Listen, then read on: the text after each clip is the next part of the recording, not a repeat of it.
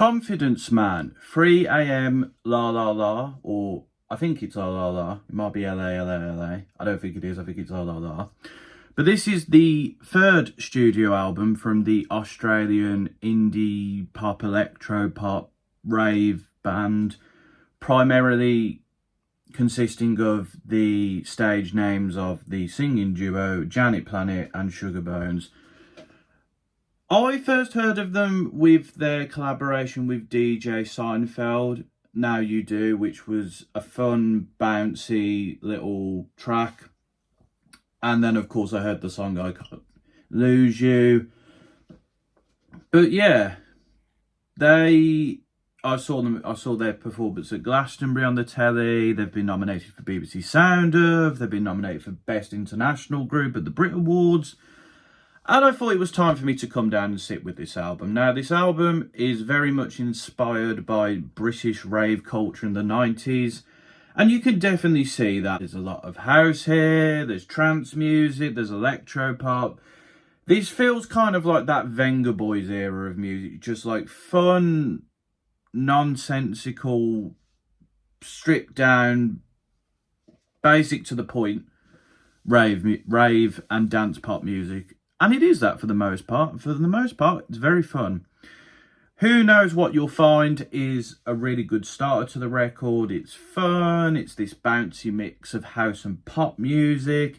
It's just about, like, you know, moving to London and going out with someone you used to be intimate with. Yeah, it's just a lot of fun. Great start to the record. I Can't Lose You is, again, a mixture of house and pop, but it's a bit more vibey than it is bouncy.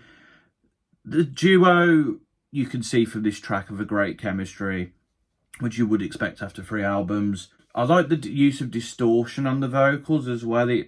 It's a nice effect and it gives the track a bit of something. It's just a fun track about a couple who need one another, and it's anthemic, it's danceable, it's just a lot of fun. Control has a very 90s feel to it. It feels like, you know, you're in a nightclub, there's lasers, there's glow sticks, you might be at a festival, people are just there, they've had a bit too much of something, but they're just loving life, they're enjoying themselves. And you get that feel from a lot of tracks. It's a bit more Euro dance vibe, this one. There's like influences from like donk music and house music here as well. And it's just wanting to find control, and that control comes from enjoying yourself on a night out. We then get So What, which it's just about going out. Build up to like the chorus bit is really well done here. It's nicely sort of leaving you anticipating for that drop.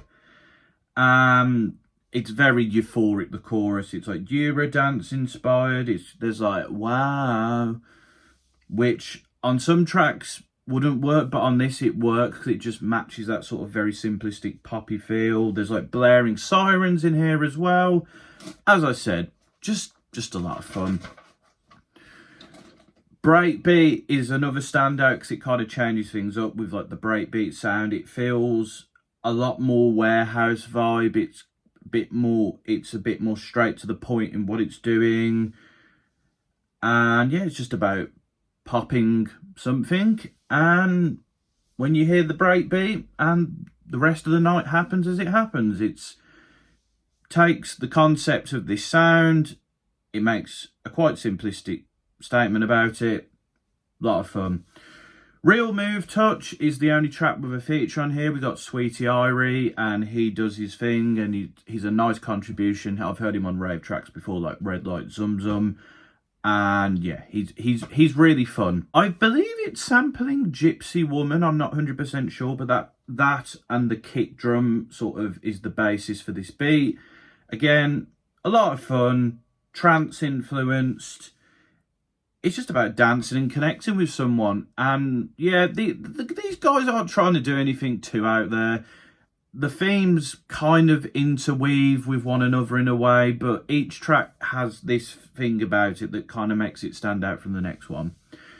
Far Out, again, has a bit more of a breakbeat drum and bass vibe. I love the whomping keyboard synths. it feels like the anthemic sort of crowd pleaser, the one that's going to get people up on their feet and just going crazy.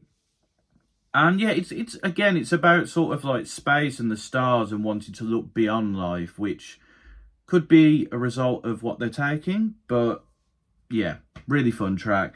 And then the final track I want to point out is Janet, because for me, this is a track that I get enjoyment from. Like the keyboard backed electro pop beat is fun. It's quite simple and basic, but I don't know. It's the weakest track in my opinion. But yeah, overall, this album's a lot of fun. It doesn't try to do too much. It sticks to the themes and the concept, and it does it quite well. Overall, I think this could be better, but a 7.5 I think is fair.